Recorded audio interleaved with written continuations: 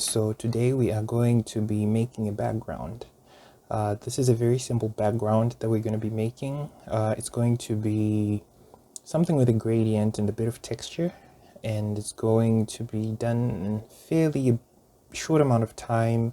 I'm going to be explaining all the tools that I'm going to be using on our left console, and I'm going to be detailing every layer that it's going to be. I'm going to be naming every layer and color coding it so that there's no confusion. I will try to upload the PSD so that you can download it and follow along. I'll probably use a Google Drive link. I'm not sure how I'm going to do it, but a link in the description will be available. If not immediately after I post the video, soon after, so you can just keep checking and refreshing. But at some point there'll definitely be a link to the PSD for this work file. So to get started, we have our white background, which is 1080 by 1080. The background is locked right over here. We'll just unlock this since we want everything available, and we'll double click here where it says layer 0 and rename it background. Press enter to commit to the change of renaming, and we are going to create a new layer. So we're creating a new layer for all the beginners, right? If you are not sure where you're editing, try to create a new layer first. Don't try to work exactly on your background layer. This will just help you understand if you make any mistakes. You are able to just turn off this layer and you'll be able to see your background, so you know that there's also one layer and you can just delete it or turn off the visibility and create another one and keep working. Or you can just make changes to that specific layer if it's a color change or any other change that you might want to make. So it's just a good practice to create a layer. So what we want to do right now is to create a multicolored gradient on the new layer.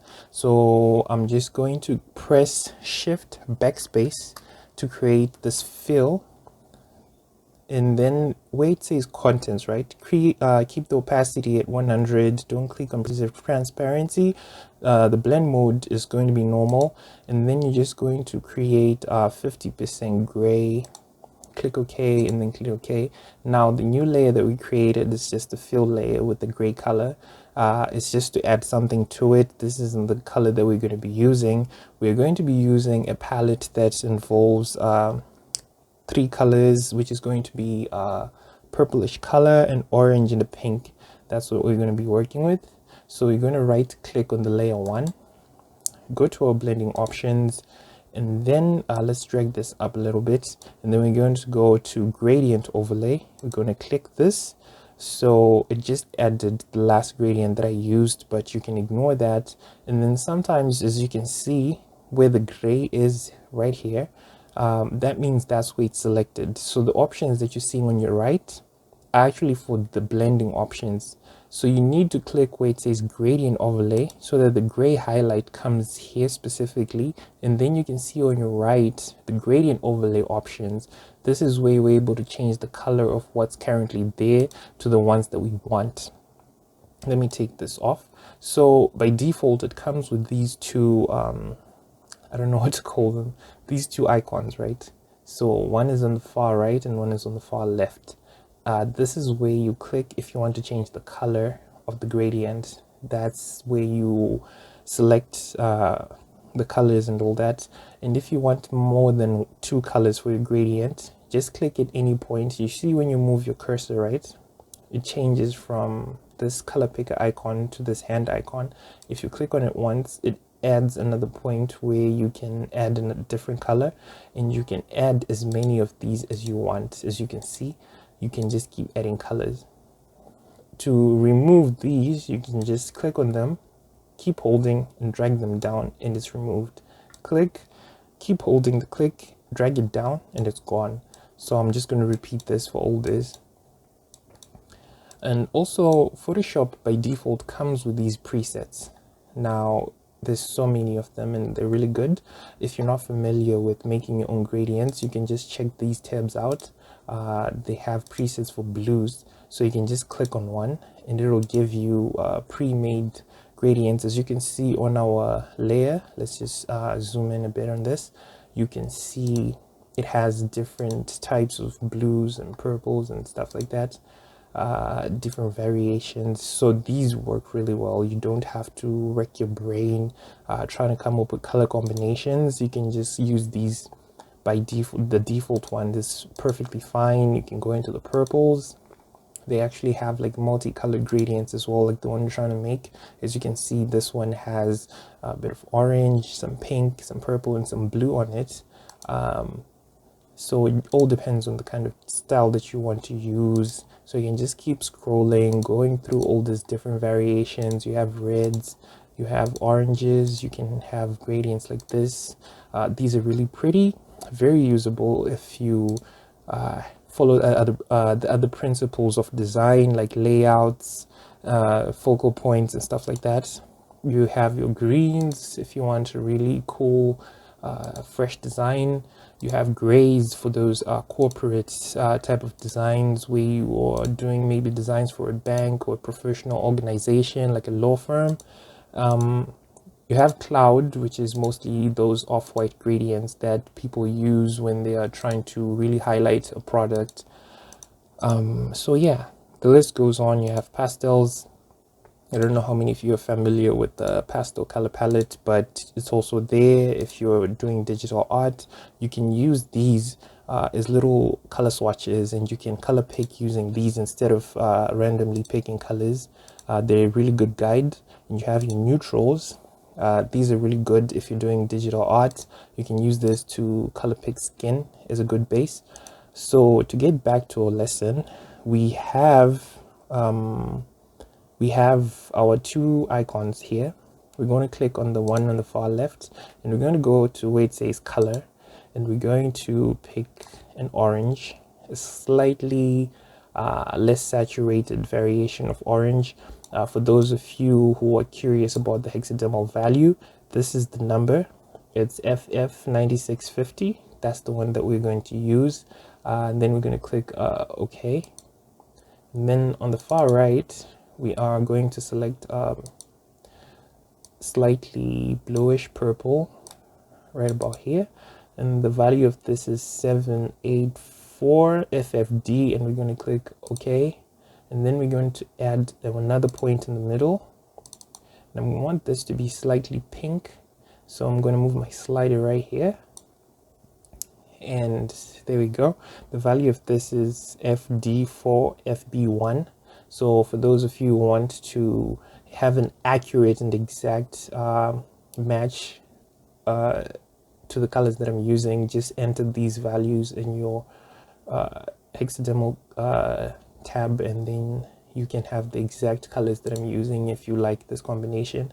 So we have three tabs now, one from the far left, one in the middle, and one on your far right. And then you're just going to click OK. Now what I want to do, the style of this is linear. If you were to change it to radial, this is what it would look like, but we're going to stick to linear. And the angle, I want it slightly tilted. Okay, so for the angle of this gradient, I want it slightly tilted. So we are going to move this little pin in this circle to change the angle. Now you move it slightly, you're going to see a preview of what you're doing right here in this box on your right, where it's selected preview. So before you release, to actually keep the angle moving, you have to hold it down. You don't have to click and release. You just click and you hold down your mouse button, and then you move around, and you take note of the box on your right so that you're able to see the kind of angle that you're making. And then I want it slightly at 124 degrees is fine. I'm just going to adjust the scale a bit to make it a bit more widespread. I don't want the colors mixing in too soon. So the scale is now at 129. I think somewhere between 125 to 130 is fine if you're going to be following along exactly as I'm doing it.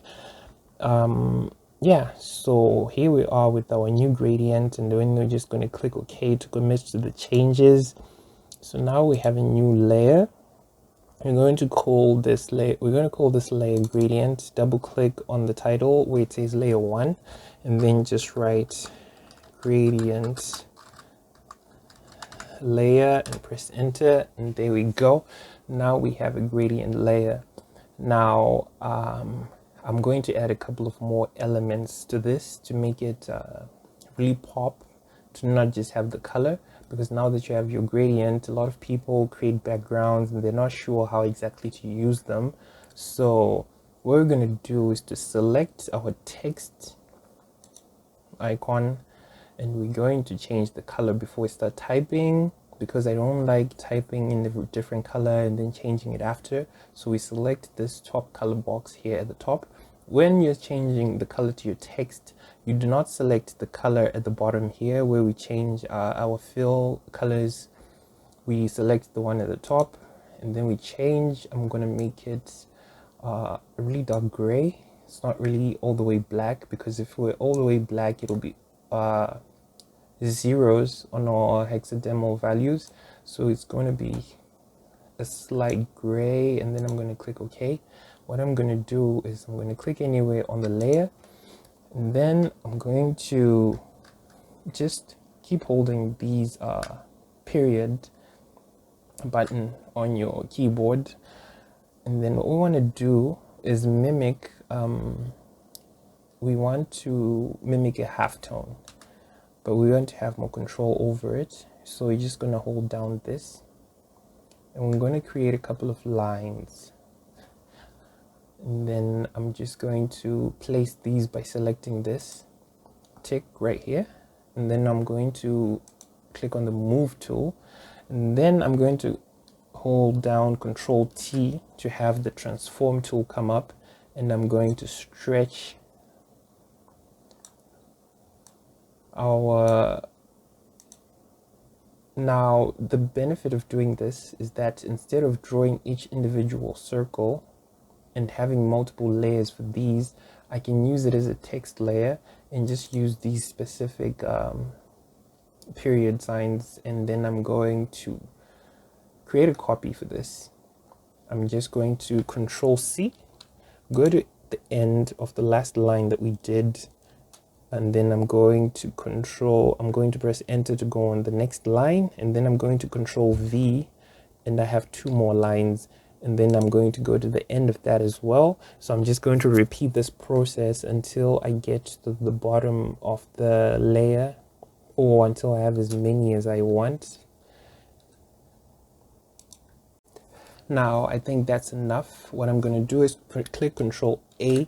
I want these to be slightly bigger, so I'm going to increase the text size, because remember, this still counts as text even though it's just dots on the screen at this point.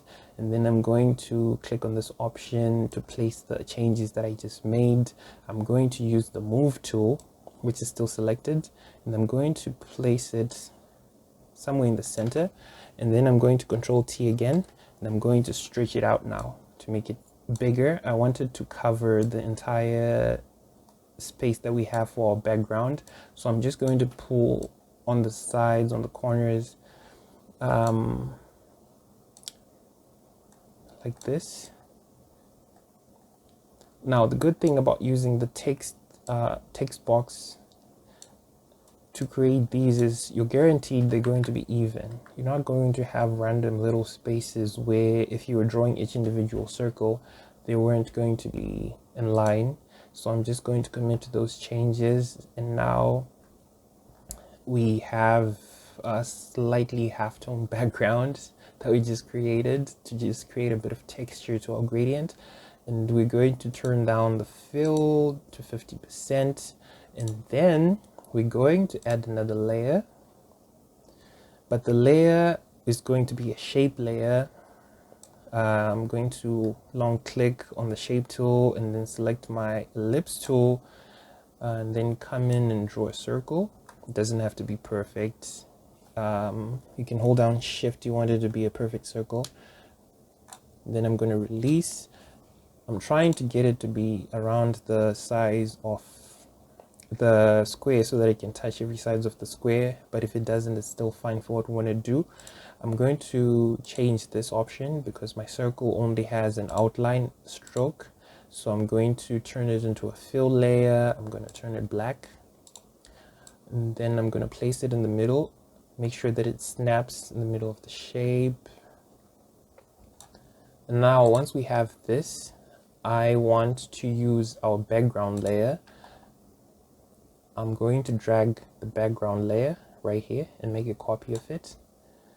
Now we have a background copy, and then I'm going to drag the background layer on top of the text layer, and it's going to be between the ellipse and the text layer with our halftone background that we just created. So we are going to turn this into a, I'm going to rasterize this layer in fact, because we want to. Okay, now that you have your background layer and your circle, what you want to do is click on the inside the circle. What we're actually doing is using the circle as a stencil. We want to cut out a circular shape in the background, and then it's really important for you to have the background copy selected, and then you just press your delete button and it's going to remove an exact copy of the layer that looks like the circle that we just drew. And then you press Ctrl D to remove the marquee tool, the selection that you created, which are these marching ants, and then you press Ctrl D. And when you get that done, and then you turn off the visibility of the ellipse tool, or you can just delete the layer in its entirety since we're done with it.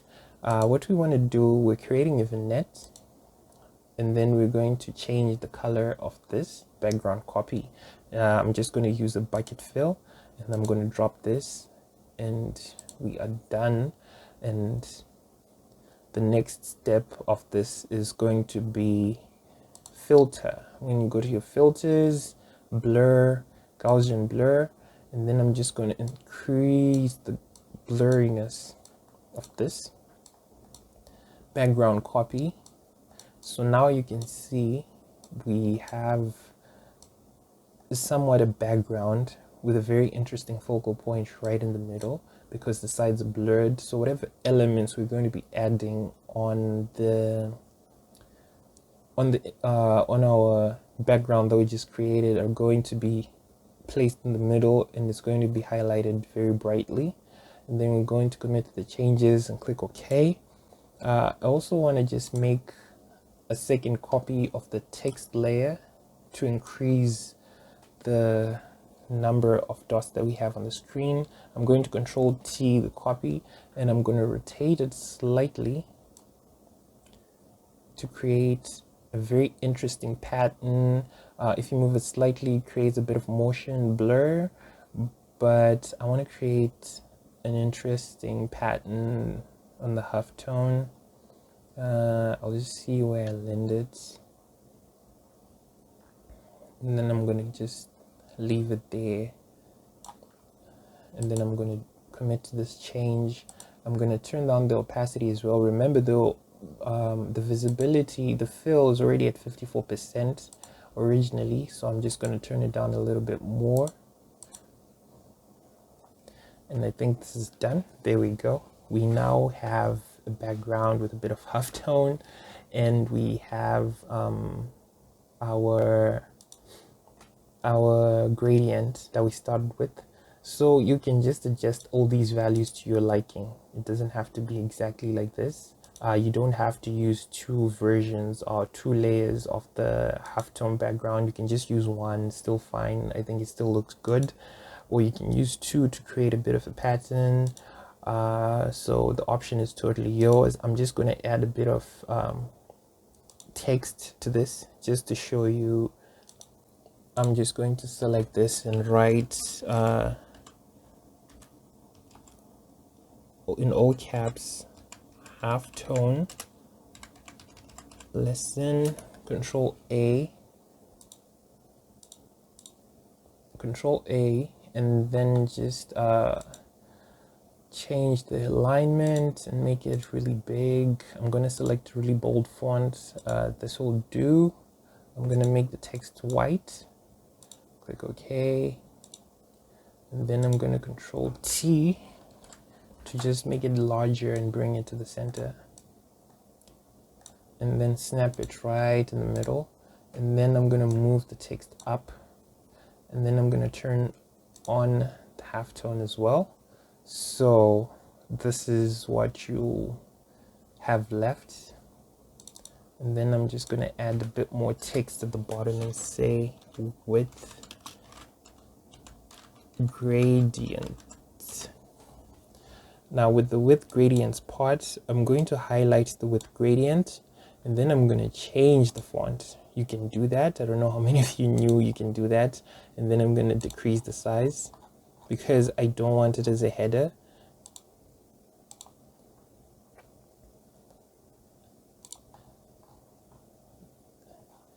And then I'm going to put it right here and commit to the change. And then I'm going to move it in the middle. So that's the end of the lesson. This is how you create a gradient background, and then you add a few elements to it to make it a bit more interesting. I would really love to see the kind of work that you get to create using this technique. That's the end of the video. Sorry that it took a bit longer than I anticipated, but I really wanted to try to explain the tools that I'm using, the shortcuts that I'm using, and all the options. Hope it was easy to follow along. Until next time.